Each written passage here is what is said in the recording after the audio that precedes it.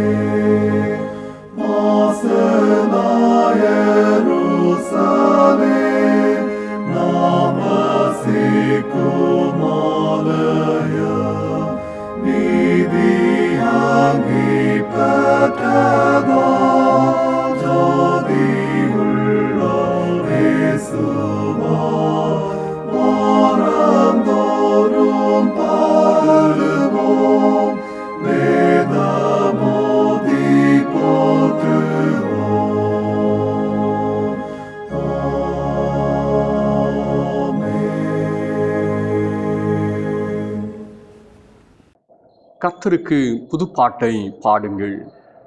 பரிசுத்தவான்களின் சபையிலே அவருடைய துதி விளங்குவதாக. இஸ்ரவேல் தன்னை உண்டாக்கினவரில் மகிழவும், சியோன் குமாரர் தங்கள் ராஜாவில் களிகூறவும் கடவர்கள். ஜெபம் செய்வோம். சர்வ வல்லமையும் மிகுந்த கிருபையும் நிறைந்த அன்பின் பரலோக பிதாவே, உம்மை துதிக்கிறோம். உம்முடைய நேசகுமாரனாகிய இயேசு கிறிஸ்துனுடைய மரணம் மற்றும் உயிர்த்தெழுதலில் பங்கு பெற திருமுழுக்கு என்னும் திருவருட்சாதனத்தை தந்ததற்காக உம்மை போற்றுகிறோம். இந்த பரிசுத்தமான தொழுகையின் வழியாக உம்மை நன்றி உணர்வோடு துதிக்கவும், ஆவியோடும் உண்மையோடும் ஆராதிக்கவும் அருள் தாரும்.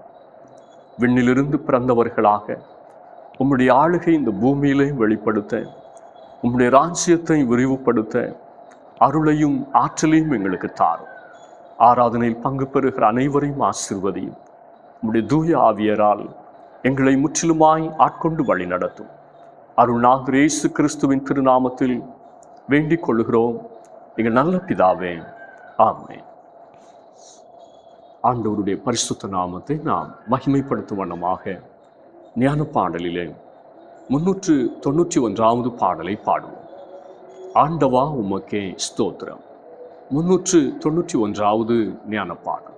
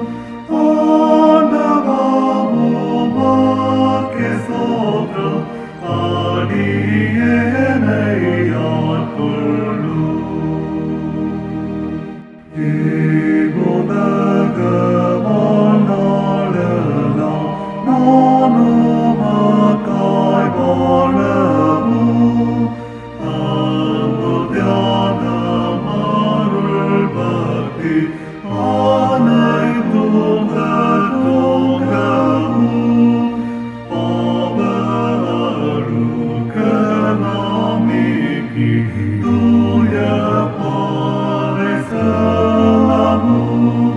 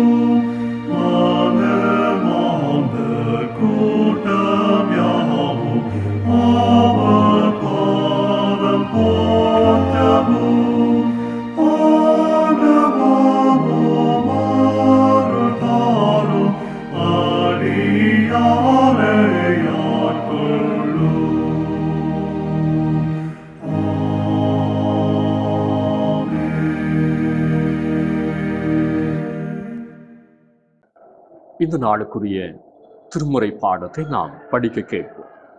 இந்த நாளுக்குரிய திருமறை பகுதி யோவான் எழுதின நற்செய்தி நூல் 3ஆம் அதிகாரம் வசனங்கள் 1 முதல் 8 வரை. யோவான் 3ஆம் அதிகாரம் வசனங்கள் 1 முதல். யூதருக்குள்ளே அதிகாரியான நிக்கதேமு எனப்பட்ட பரிசேயன் ஒருவன் இருந்தான். அவன் ராக்காலத்திலே இயேசுவினிடத்தில் வந்து, ரபி, நீர் தேவனிடத்தில் இருந்து வந்த போதகர் என்று அறிந்திருக்கிறோம். ஏனெனில் ஒருவனும் தன்னுடனே தேவன் இராவிட்டால் நீர் செய்கிற இப்படிப்பட்ட அற்புதங்களை செய்ய மாட்டான் என்றான். இயேசு அவனுக்கு பிரதியுத்தரமாக, ஒருவன் மறுபடியும் பிறவாவிட்டால் தேவனுடைய ராஜ்யத்தில் காண மாட்டான் என்று மெய்யாகவே மெய்யாகவே உனக்கு சொல்லுகிறேன் என்றார். அதற்கு நிக்கதேமு, ஒரு மனுஷன் முதிர்வயதாகையில் எப்படி பிறப்பான்? அவன் தன் தாயின் கர்ப்பத்தில் 2ஆம் தரம் பிரவேசித்து பிறக்க கூடுமோ என்றான். இயேசு பிரதியுத்தரமாக, ஒருவன் ஜலத்தினாலும் ஆவியினாலும் பிறவாவிட்டால் தேவனுடைய ராஜ்யத்தில் பிரவேசிக்க மாட்டான் என்று மெய்யாகவே மெய்யாகவே உனக்கு சொல்லுகிறேன். மாம்சத்தினால் பிறப்பது மாம்சமா இருக்கும், ஆவியினால் பிறப்பது ஆவியாயிருக்கும். நீங்கள் மறுபடியும் பிறக்க வேண்டும் என்று நான் உனக்கு சொன்னதை குறித்து அதிசயப்பட வேண்டாம். காற்றானது தனக்கு இஷ்டமான இடத்தில் வீசுகிறது, அதன் சத்தத்தை கேட்கிறாய். ஆகிலும் அது இன்ன இடத்திலிருந்து வருகிறதென்றும் இன்ன இடத்திற்கு போகிறதென்றும் உனக்கு தெரியாது. ஆவியினால் பிறந்தவனோ அவனும் அப்படியே இருக்கிறான். வாசிக்கும்படியாக கொடுக்கப்பட்ட வேத பகுதி வாசித்தாயிற்று. கிறிஸ்துவுக்கே மகிமை உண்டாவதாக.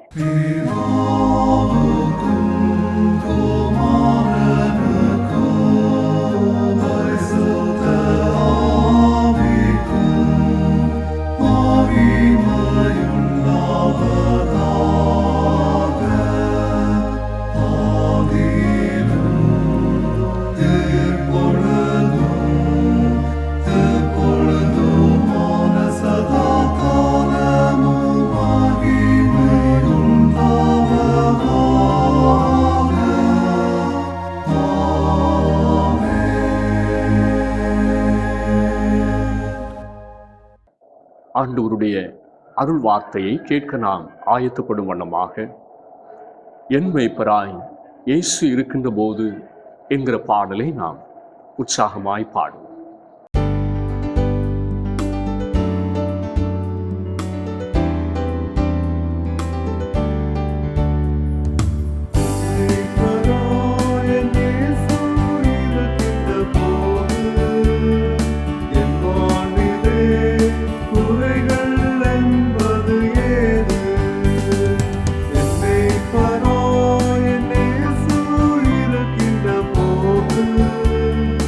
என்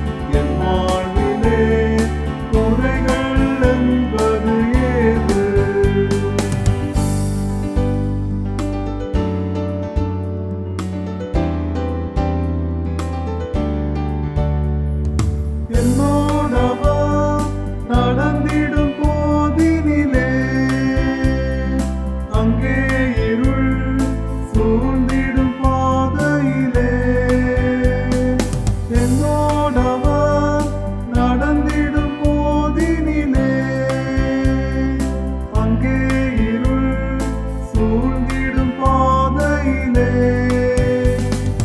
எங்கும் மொழி ஆகா எங்கும் மொழி ஆகா எங்கெங்கும் மொழி அல்லவா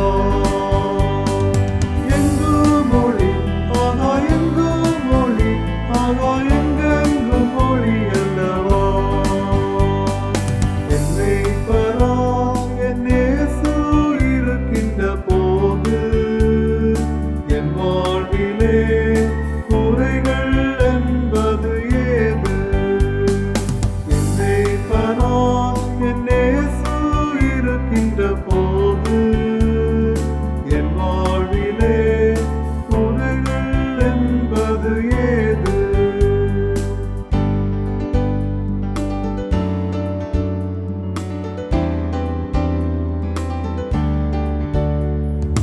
என்னை அவர் அன்பால் நிரப்பியதோ எல்லோருக்கும் நண்பராயாகியதோ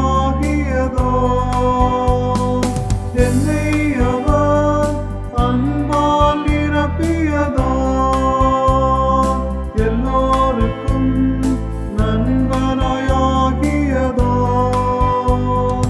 என்னுள்ளமே ஆகா என்னுள்ளமே ஆகா என்னாலும் புகழ்ந்திடுவே என்னுள்ளமே ஆகா என் தேவனே ஆகா என்னாலும் புகழ்ந்திடுவே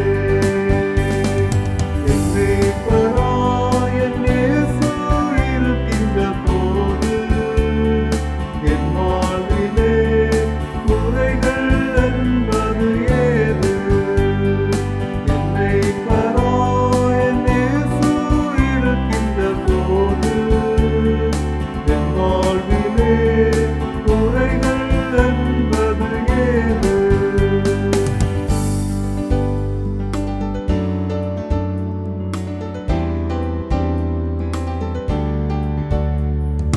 என் வாழ்க்கையை தூய்மையாய் காத்துக்கொள்ள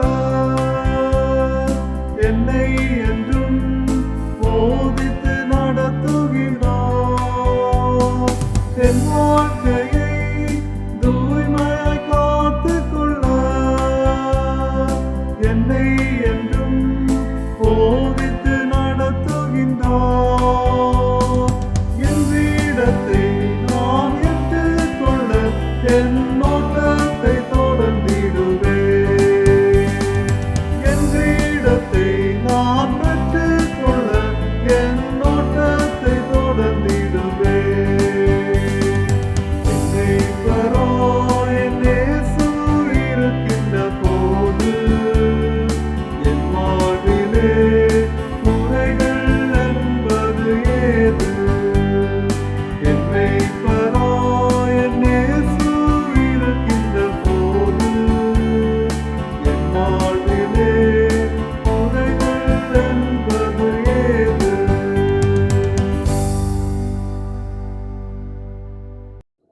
ஆண்டவர் இயேசு கிறிஸ்துவின் நாமத்தினால் உங்கள் அனைவரையும் அன்போடு வாழ்த்துகிறேன். கர்த்தர் நம்மை ஆசீர்வதிப்பாராக. யோவான் நற்செய்தி நூல் 3வது அதிகாரம் 5வது வசனத்தை நாம் தியானத்திற்காக மனதிலே நிறுத்திக் கொள்வோம். இயேசு பிரதித்தரமாக, ஒருவன் ஜலத்தினாலும் ஆவியினாலும் பிறவாவிட்டால் தேவனுடைய ராஜ்யத்தில் பிரவேசிக்க மாட்டான் என்று மெய்யாகவே மெய்யாகவே உனக்கு சொல்லுகிறேன். ஆண்டவர் இயேசுவுக்கும் நிக்கோதேமு என்கிற யூத அறிஞருக்கும் இடையிலே நடைபெற்ற ஒரு மிக நீண்ட உரையாடல் யோவான் 3வது அதிகாரத்தில் இடம்பெற்றிருக்கிறது. நிக்கோதேமு சனஹரிம் சங்க அங்கத்தினர், யூதருக்குள்ளே ஒரு முக்கியமான நபர், ஒரு பெரிய அதிகாரி. யூத ஞானஸ்நானம் பெற்ற அவரிடம் ஆவியில் பிறக்க வேண்டும் என்று ஆண்டவர் இயேசு குறிப்பிட்டார். யோவான் 3:3 இதையே மறுபடியும் பிறக்க வேண்டும் என்று ஆண்டவர் இயேசு குறிப்பிடுகிறார். மறுபடியும் என்ற வார்த்தை கிரேக்க மொழியில் அநாதன் என்று குறிப்பிடப்படுகிறது. இதன் அர்த்தம் மேலிருந்து, விண்ணிலிருந்து என்பதாகும். இன்று தென்னிந்திய திருச்சபையாக நாம் தியானிக்கிற தலைப்பு திருமுழுக்கு விண்ணிலிருந்து பிறத்தல், பேப்டிசம் born from above. ஆண்டவர் யூத அதிகாரியான நிக்கோதேமுவிடம் யூத சுத்திகரிப்பின் சடங்கான தண்ணீர் ஞானஸ்நானம் மாத்திரம் போதாது, கடவுளால் பிறப்பது, விண்ணின் சாயலோடு பிறப்பது மிகவும் அவசியம் என்றார். இன்றைக்கு நாம் பிறந்த தேதியை ஒருபோதும் மறப்பதில்லை. ஆனால் ஞானஸ்நானம் பெற்ற தேதியை நாம் மறந்து போகிறோம். காரணம், நாம் ஞானஸ்நானத்திற்கு கொடுக்கிற முக்கியத்துவம் மிகவும் குறைப்பட்டதாகவே இருக்கிறது. ஆனால் திருமறை ஞானஸ்நானத்திற்கு அதிக முக்கியத்துவத்தை கொடுக்கிறது. இந்த ஞானஸ்நானம் இரட்சிப்புக்கு ஏற்ற தேவனை பற்றும் நல் மனசாட்சியினுடைய உடன்படிக்கை என்று 1 பேதுரு 3:21 குறிப்பிடுகிறது. ஞானஸ்நானம் தேவ கட்டளையாக இருக்கிறது என்பதை மத்தேயு 28வது அதிகாரம் 19-20 வசனங்களிலே நாம் வாசிக்கிறோம். ஆண்டவர் இயேசு ஞானஸ்நானத்தை தேவ நீதியாக ஏற்றுக்கொண்டு அதை பற்றி மத்தேயு 3:15 குறிப்பிட்டிருக்கிறார். அப்போஸ்தலர் உபதேசத்தினுடைய முக்கிய பாகமாக ஞானஸ்நானம் இருந்ததை அப்போஸ்தலர் 2:38 நாம் படிக்கிறோம். திருச்சபையினுடைய புனிதமான 2 பணிகளாக திருமுழுக்கு, திருவிருந்து ஆகிய 2ஐயும் திருமறை குறிப்பிடுகிறது. இவை 2ம் இயேசு கிறிஸ்துவினால் ஸ்தாபிக்கப்பட்டவைகள். கிறிஸ்து இயேசு நடைமுறைப்படுத்தியவை. ஆண்டவர் இயேசு கிறிஸ்து கட்டளையாக திருச்சபைக்கு தந்தவை. 2000 ஆண்டுகளாக திருச்சபையால் ஏற்றுக்கொள்ளப்பட்டு பின்பற்றப்பட்டு வருபவை. எனவே சீர்திருத்த திருச்சபை திருமுழுக்கையும் திருவிருந்தையும் சாக்கிரமந்தாக ஏற்றுக்கொண்டுள்ளது. ஒரு யூதனுக்கு தன்னை யூதனாக அடையாளப்படுத்த விருத்த சேதனம் செய்வது கடமையாக, கட்டளையாக, கட்டாயமாக இருந்தது. அதுபோல திருச்சபையின் அங்கமாக நம்மை ஞானஸ்நானம் அடையாளப்படுத்துகிறது. கடவுளின் கிருபையை நமக்குள்ளே ஏற்றுக்கொள்வதின் வெளிப்புறமான அடையாளமே திருமுழுக்கு. ஞானஸ்நானத்தை பெறாமல் தள்ளிவிடுகிறவர்கள் தங்களுக்கே கேடுண்டாக்கி கொள்ளுகிறார்கள் என்று லூக்கா 7வது அதிகாரம் 29-30 வசனங்கள் எச்சரிக்கிறது.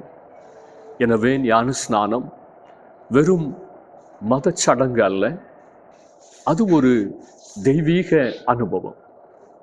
முதலாவதாக வேதம் சொல்லுகிறது, மண்ணின் சுவாபத்திற்கு மடியும் அனுபவம். மண்ணின் சுவாபத்திற்கு மடியும் அனுபவம். யோவான் 3வது அதிகாரம் 6வது வசனம். மாம்சத்தினால் பிறப்பது மாம்சமாக இருக்கும். மனிதன் உலகத்தில் பிறக்கும்போது மாம்ச சுவாபத்தோடு பிறக்கிறான், மண்ணின் சுவாபத்தோடு பிறக்கிறான். எனவே ஆண்டவர் இயேசு நிக்கோதேமுவிடம் ஒரு மனிதன் மாம்ச சுவாபத்திற்கு, மண்ணின் சுவாபத்திற்கு மடிய வேண்டும் என்று தெளிவுபடுத்தினார். ரோமர் 6:4 ஞானஸ்நானத்தினாலே கிறிஸ்துவுடனே கூட அடக்கம் பண்ணப்பட்டோம் என்று பவுல் குறிப்பிடுகிறார். கொலோசேயர் நிருபத்திலும் 3வது அதிகாரம் 3வது வசனத்தில் நீங்கள் மரித்தீர்கள் என்று பவுல் எழுதுகிறார். ஞானஸ்நான அனுபவம் என்பது மண்ணின் சுவாபத்திற்கு, மாம்சத்தின் தன்மைகளுக்கு மடியும் ஒரு அனுபவம். ஒரு கல்லறைக்கு முன்பாக போய் நீங்கள் எவ்வளவு தான் அந்த மனிதனை தரம் தாழ்த்தி பேசினாலும் மரித்த மனிதனிடமிருந்து எந்த பதிலும் வருவதில்லை. நீங்கள் அந்த கல்லறையை மிதித்தாலும் அடித்தாலும் கல்லறையில் இருக்கும் மரித்த மனிதன் உங்களை திருப்பி தாக்குவதில்லை.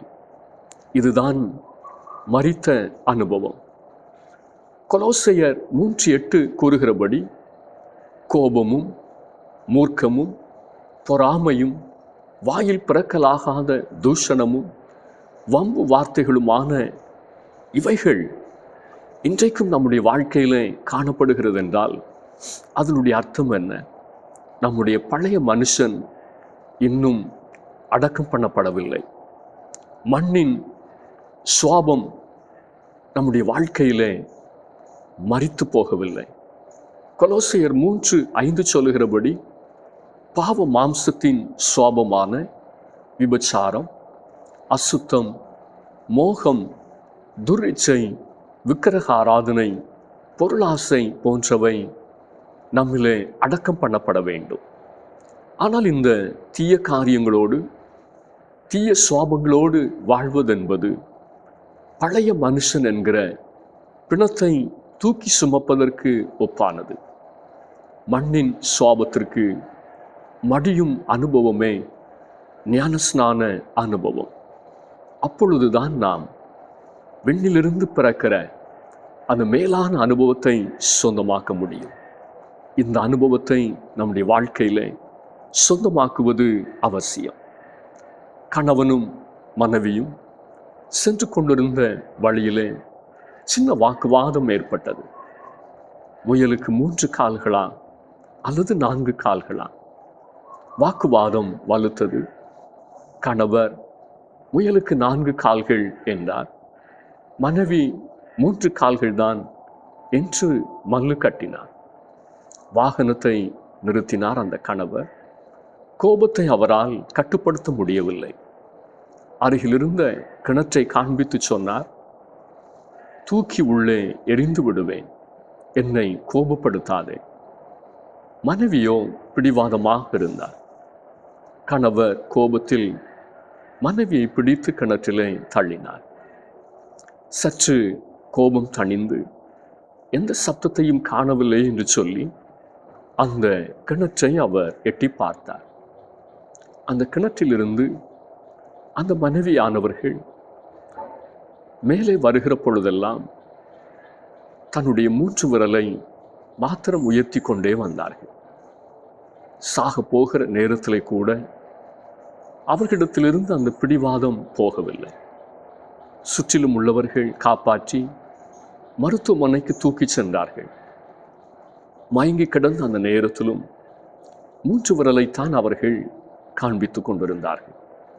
இன்று நம்முடைய மாம்ச சுவாபம் அடக்கம் பண்ணப்பட வேண்டும்.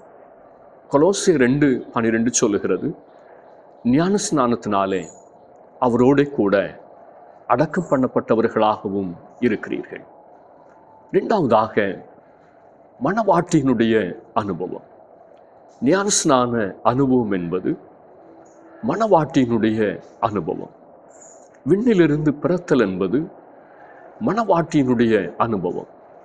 யோவான் 3:3 இவ்விதமாய் நாம் வாசிக்கிறோம். இயேசு அவனுக்கு பிரதித்தரமாக, ஒருவன் மறுபடியும் பிறவாவிட்டால் தேவனுடைய ராஜ்யத்தை காண மாட்டான் என்று மெய்யாகவே மெய்யாகவே உனக்கு சொல்லுகிறேன் என்றார். நாம் தேவனுடைய ராஜ்யத்திற்குரியவர்கள். கிறிஸ்துவோடு கூட உயிரோடு எழுந்ததற்கும் மறுபடியாய் பிறந்ததற்கும் அடையாளமாக ஞானஸ்நானம் உள்ளது. ஞானஸ்நானம் நம்மை புதிய பிறப்பிலே மணவாட்டியாக அடையாளப்படுத்துகிறது. மணவாட்டி தன் மணவாளனுக்காக முத்திரையிடப்படும் அனுபவமே ஞானஸ்நானம். வேறு பிரிக்கப்படும் அனுபவமே ஞானஸ்நானம். எனவே கிறிஸ்துவுக்குள்ளாக ஞானஸ்நானம் பெற்ற ஒவ்வொருவரும் மணவாளனாகிய கிறிஸ்து இயேசுவுக்காக கரை திரையற்றவர்களாய் காத்திருப்பது அவசியம். வேறு பிரிக்கப்பட்ட ஒரு வாழ்க்கை வாழ்வது அவசியம். மணவாட்டியினுடைய ஜீவன் மணவாளனாகிய கிறிஸ்துவுக்குள் மறைந்திருக்கிறது என்று கொலோசையர் 3:3 சொல்லுகிறது. அவரே நமக்கு வாழ்வு, அவருக்காகவே நமது வாழ்வு என்ற வைராக்கியம் ஞானஸ்நானம் பெற்ற ஒவ்வொருவருக்கும் தேவை. எப்படியும் வாழ்ந்துவிட்டு மனம் போல நடந்துவிட்டு கிறிஸ்துவின் மணவாட்டி என்று சொல்லி நாம் நம்மை சொல்லிக்கொள்ள முடியாது. இன்று கிறிஸ்துவின் மணவாட்டியாக நம்முடைய வாழ்க்கை இந்த உலகத்தில் வேறு பிரிக்கப்பட்ட வாழ்க்கையாக காணப்படுகிறதா? கலாத்தியர் 3:27 சொல்லுகிறது, ஏனெனில் உங்களில் கிறிஸ்துவுக்குள்ளாக ஞானஸ்நானம் பெற்றவர்கள் எத்தனை பேரோ அத்தனை பேரும் கிறிஸ்துவை தரித்து கொண்டீர்களே. மணவாளனுக்கு ஏற்ற மணவாட்டியாய் நாம் நம்மை ஆயத்தப்படுத்திக் கொள்வது அவசியம். நம் ஆசைகள், விருப்பங்கள் மேலானவைகளாக மாற வேண்டும். கொலோசையர் 3:1 சொல்லுகிறது, நீங்கள் கிறிஸ்துவுடனே கூட எழுந்ததுண்டானால் கிறிஸ்து தேவனுடைய வலது பார்சத்தில் வீற்றிருக்கும் மேலானவைகளையே தேடுங்கள். ஞானஸ்நான அனுபவம் என்பது மணவாட்டியினுடைய அனுபவம். கடைசியாய் வேதம் சொல்லுகிறது, மகிமையின் அனுபவம், மகிமனோடு வாழுகிற ஒரு அனுபவம், மணவாளனோடு ஒன்று சேருகிற ஒரு அனுபவம். யோவான் 3:5 இயேசு பிரதித்தரமாக, ஒருவன் ஜலத்தினாலும் ஆவியினாலும் பிறவாவிட்டால் தேவனுடைய ராஜ்யத்தில் பிரவேசிக்க மாட்டான் என்று மெய்யாகவே உனக்கு சொல்லுகிறேன் என்றார். கிறிஸ்துவுக்குள்ளாக ஞானஸ்நானம் பெற்று மறுபடியும் பிறந்த ஒவ்வொருவரும் பரலோகத்தின் தேவனோடு மணவாளனாகிய கிறிஸ்துவோடு நித்திய காலமாய் வாழுகிற ஒரு பாக்கியத்தை பெறுகிறார்கள். ஒரு மகிமையான அனுபவம் நமக்கு காத்திருக்கிறது. அதை ஒருவரும் இழந்து போய்விடக்கூடாது. கிறிஸ்துவுக்குள்ளாக ஞானஸ்நானம் பெற்ற நம்முடைய முகவரி விண்ணுலகின் முகவரியாக இருக்கிறது. இந்த உலகத்திலே நாம் கூடாரவாசிகள். நம்முடைய உண்மையான குடியிருப்போ பரலோகமாக இருக்கிறது. எவ்வளவு பெரிய ஒரு பாக்கியம்! ஞானஸ்நான வாழ்வு மூலமாக நாம் பெற்றுக்கொள்ளுகிற இந்த பாக்கியம் உன்னதமானது. திருமுழுக்கின் அனுபவம் நித்திய வாழ்வை நமக்கு பரிசாக தருகிறது. இன்று திருமுழுக்கினுடைய அனுபவம் நமக்கு தேவை. தண்ணீரில் நாம் பெற்ற ஞானஸ்நானத்தை வாழ்வின் அனுபவமாக்க தவறுவோமானால் நாம் பெற்ற ஞானஸ்நானம் வெறும் சடங்காச்சாரமாகவே இருக்கும். வெறும் சடங்காச்சார பக்தி நம்மை ரட்சிக்காது. மகிமையின் அனுபவத்தை சொந்தமாக்கும் வரைக்கும் பரிசுத்தத்தின் மேல் பரிசுத்தம் அடைந்து முன்னோக்கி செல்வோம். ஆண்டவர் இந்த வார்த்தைகளால் நம் ஒவ்வொருவரையும் ஆசீர்வதிப்பாராக. ஆமென். ஆராதனைக்கு நிறைவு பாடலாக ஞான பாடலிலே 367வது பாடலை பாடுவோம். வாழ்க எம் தேசமே. 367வது ஞான பாடல்.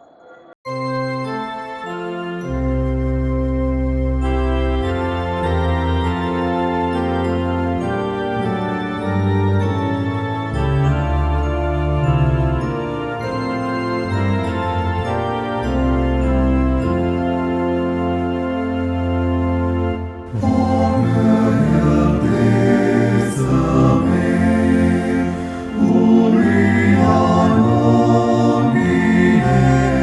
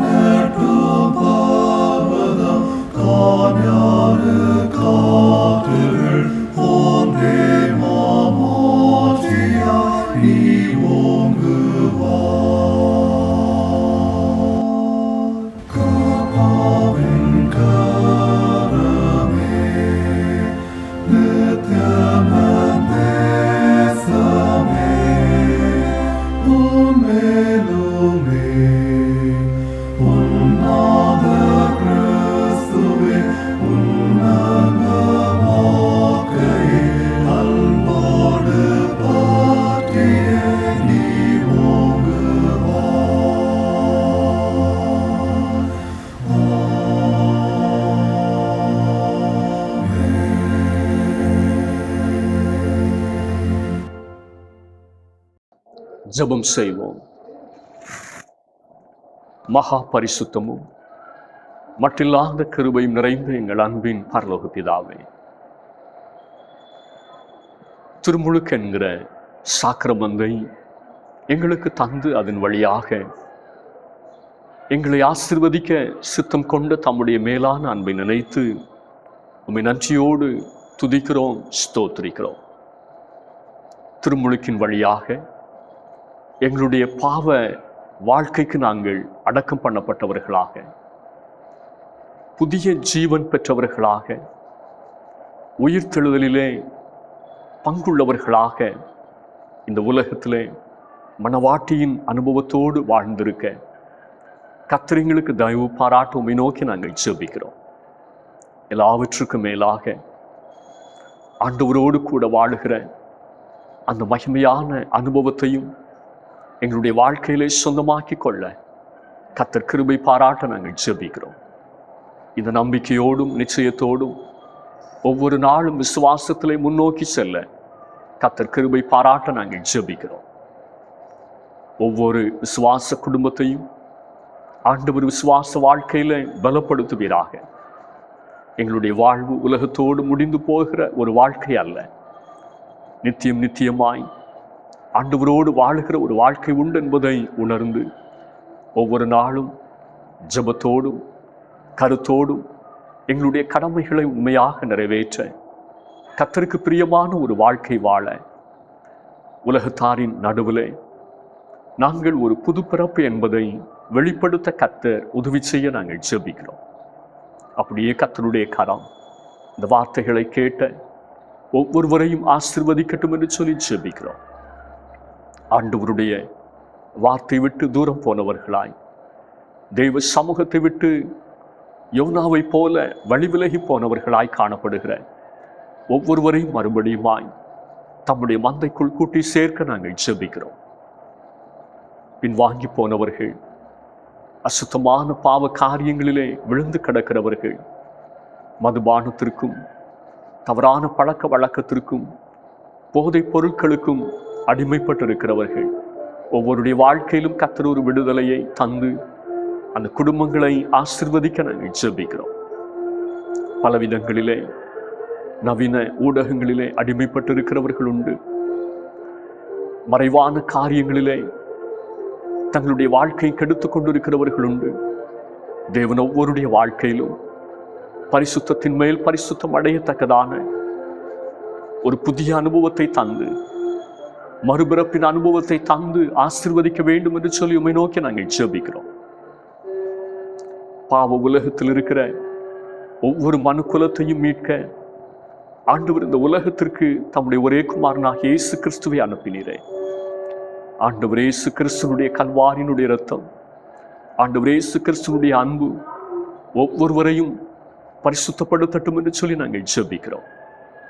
உலகம் முழுவதிலும் காணப்படுகிற அந்த ஹார இருள் நீங்கி கிறிஸ்துனுடைய வெளிச்சம் எங்கும் பிரகாசிக்க ஜெபிக்கிறோம். திருச்சபையானது இந்த உலகத்திலே உப்பாக ஒளியாக பிரகாசிக்க கர்த்தர் கிருபை பாராட்டுவீராக. திருச்சபையினுடைய தலைவர்கள் ஒவ்வொருவரையும் கர்த்தர் தம்முடைய கரத்தில் எடுத்து பயன்படுத்த நாங்கள் ஜெபிக்கிறோம். திருச்சபை உம்முடையது, நாங்களும் உடையவர்கள் என்கிற நல்ல அர்ப்பணத்தோடு ஒவ்வொரு நாளும் முன்னோக்கி செல்ல கர்த்தர் கிருபை பாராட்ட ஜெபிக்கிறோம். குடும்பங்களை கர்த்தர் ஆசீர்வதியும். தேவைகளின் மத்தியிலும் நம்பிக்கையோடு காத்திருக்கிற ஒவ்வொருடைய தேவைகளையும் கர்த்தர் சந்திப்பீராக. கடன் பாரங்களின் மத்தியிலே அங்கலாய்க்கிறவர்கள் உண்டு. என்ன செய்வோம் என்று சொல்லி வழியறியாது புலம்பி நிற்கிறவர்கள் உண்டு. தேவன் தம்முடைய பிள்ளைகளுடைய எல்லா குறைவுகளையும் நீக்கி தம்முடைய மகிமையான ஐஸ்வர்யத்தினாலே ஆசீர்வதித்தார்கள் உம்மை நோக்கி நாங்கள் ஜெபிக்கிறோம். சரியான வேலை வாய்ப்பு இல்லாதபடிக்கு கஷ்டப்படுகிற ஒவ்வொருவரையும் கர்த்தர் நினைந்தருளும். தாராளமான வேலை வாய்ப்புகள் அமைய கர்த்தர் கிருபை பாராட்ட நாங்கள் ஜெபிக்கின்றோம். வெளிநாடுகளிலும் வெளியூர்களிலும் தங்களுடைய பணி நிமித்தமாய் படிப்பு நிமித்தமாக இருக்கிற ஒவ்வொருவரையும் கர்த்தர் நினைந்தருளும். இருக்கிற இடத்திலே தம்முடைய பிள்ளைகள் சாட்சியுள்ள வாழ்வு வாழ தம்முடைய பிள்ளைகளோடு இருந்து கர்த்தர் நடத்த நாங்கள் ஜெபிக்கிறோம். அன்றாடம் உழைக்கிற பிரயாசப்படுகிற ஒவ்வொருடைய கையின் பிரயாசங்களையும் கர்த்தர் வாய்க்க பண்ணுவீராக. கூலி வேலைக்கு செல்கிறவர்கள் உண்டு, அரசாங்கத்திலும் தனியார் ஸ்தாபனங்களிலும் பணி செய்கிறவர்கள் உண்டு. தொழில் காரியங்கள், வியாபாரங்கள் மற்றும் பற்பல நிலைமைகளிலே பிரயாசப்படுகிற ஒவ்வொருடைய பிரயாசங்களையும் கர்த்தர் ஆசீர்வதிக்க ஜெபிக்கிறோம். இன்னமும் குடும்பங்களிலே திருமண காரியங்களுக்காய் காத்திருக்கிற தம்முடைய பிள்ளைகளையும் கர்த்தர் நினைந்தருளி மங்களகரமான காரியங்கள் குடும்பங்களிலே கைக்கூடி வர கர்த்தருடைய கரம் தம்முடைய பிள்ளைகளை ஆசீர்வதிக்க ஜெபிக்கிறோம். குழந்தை பாக்கியத்திற்காய் காத்திருக்கிறவர்களை கர்த்தர் நினைந்தருளும். பிள்ளைகள் கர்த்தரால் வரும் சுதந்திரம், கர்ப்பத்தின் கனி ஆண்டவர் அளிக்கின்ற ஈவென்று வேதம் சொல்லுகிறதே. தம்முடைய பிள்ளைகளை கர்த்தர் கடாட்சி தருள உம்மை நோக்கி நாங்கள் ஜெபிக்கிறோம். படிக்கிற பிள்ளைகளோடு உம்முடைய கிருபை தங்கியிருக்கட்டும். இந்த கல்வி ஆண்டிலே நல்ல மதிப்பெண்களோடு வெற்றி பெற கர்த்தர் உதவி செய்ய ஜெபிக்கிறோம். படிப்பிலே கவனம் செலுத்த முடியாதபடிக்கு இருக்கிற தம்முடைய பிள்ளைகளுடைய எல்லா கவன சிதறல்களையும் கர்த்தர் மாற்றி போட நாங்கள் ஜெபிக்கிறோம். ஜெபத்தோடு ஆண்டவரை தேடி தெய்வீக ஞானத்தை தம்முடைய பிள்ளைகள் பெற்று கர்த்தருக்கென்று நிற்க கர்த்தர் பலப்படுத்த ஜெபிக்கிறோம். ஒவ்வொரு வாலிபர்களையும் கர்த்தர் நினைந்தருளும். தானியேலை போல, யோசேப்பை போல தங்களுடைய வாழ்க்கையை கரைப்படாமல் காத்து கொள்ளுகிற உத்தமமான அனுபவத்தை தந்து நடத்த நாங்கள் ஜெபிக்கிறோம். முதிர் வயதான ஒவ்வொரு பெற்றோரையும் கர்த்தர் பலப்படுத்தும். பிள்ளைகளால் அன்பு காட்டப்பட, பிள்ளைகளும் பெற்றோரை நேசித்து பெற்றோரை கனம் பண்ண அந்த நல்ல இருதயத்தை கொடுத்து ஆசீர்வதிக்க ஜெபிக்கிறோம். வியாதி படுக்கையில் இருக்கிறவர்கள், பலவீனத்தின் மத்தியில் இருக்கிற ஒவ்வொருவரையும் கர்த்தர் பலப்படுத்தும். உம்முடைய கிருபை சூழ்ந்து கொள்ளட்டும். தேசத்தை கர்த்தர் ஆசீர்வதியும். இயற்கையினுடைய பேரழிவுகள் தேசத்தை அச்சுறுத்தி கொண்டிருக்கிறது. தீவிரவாத செயல்கள் தேசத்தை அச்சுறுத்தி கொண்டிருக்கிறது. அரசியல் சீர்கேடுகள் பல விதங்களிலே தேசத்தினுடைய எதிர்காலத்தை கேள்விக்குறியாக்கி கொண்டிருக்கிறது. எல்லாவற்றின் மத்தியிலும் தேவன் தாமே எல்லா தீமைகளுக்கும் விலக்கி தேசத்தை காத்துக்கொள்ள ஜெபிக்கிறோம். நல்ல தலைவர்கள் எழும்பி தேசத்தை முன்னின்று நடத்தி செல்ல கர்த்தர் உதவி செய்யும். எங்களையே தேவ சமூகத்திலே தாழ்த்தி தருகிறோம். ஏற்றுக்கொள்ளும். இயேசுனுடைய பேரில் கேட்கிறோம் நல்ல பிதாவே, ஆமென்.